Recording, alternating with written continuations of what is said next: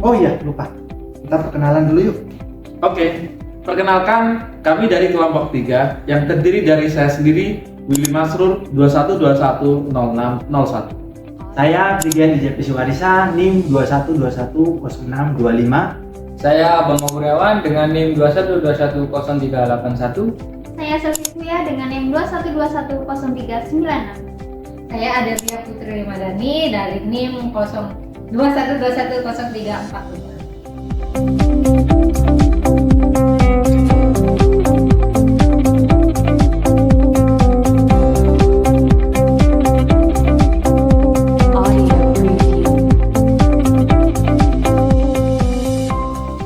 Pendahuluan, analisis fungsi permintaan tidak mempertimbangkan adanya permintaan masyarakat yang selalu berubah-ubah.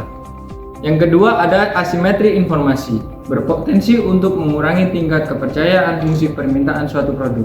Yang ketiga ada resiko, seberapa besar kemungkinan timbulnya suatu peristiwa yang sifatnya acak setelah kita mengetahui probabilitasnya. Yang keempat ada ketidakpastian, suatu kondisi di mana kita hanya tidak mengetahui hasil yang kita harapkan di masa mendatang. Selain itu, adanya ketidakpastian akan menyebabkan kita untuk menghadapi resiko di masa yang depan. Selanjutnya yaitu model keputusan. Menurut Wiratno, model keputusan itu ada dua. Yang pertama, keputusan-keputusan yang diprogramkan, yaitu keputusan yang dibuat menurut kebiasaan, aturan, atau prosedur. Yang kedua, yaitu keputusan-keputusan yang tidak diprogramkan. Keputusan-keputusan yang tidak diprogramkan merupakan keputusan yang dibuat dikarenakan adanya masalah-masalah khusus. Ketidakpastian, probabilitas, dan nilai harapan. Untuk mengukur ketidakpastian, dapat digunakan probabilitas, yaitu ukuran kuantitatif yang mengukur berbagai kemungkinan atau peluang terjadi peristiwa yang tidak pasti. Menurut Arshad, terdapat dua konsep probabilitas, yaitu yang pertama, probabilitas objektif. Probabilitas objektif merupakan probabilitas yang didasarkan pada frekuensi probabilitas yang relatif sama dalam waktu jangka panjang. Yang kedua, probabilitas subjektif. Probabilitas yang didasarkan pada subjektivitas penilaian orang terhadap timbulnya suatu peristiwa. Lanjut kita ke sikap terhadap resiko. Pada umumnya terdapat sikap terhadap resiko yaitu 1. Risk seeker. Risk seeker merupakan sikap yang cenderung untuk menyukai risiko. Untuk yang kedua, risk neutral.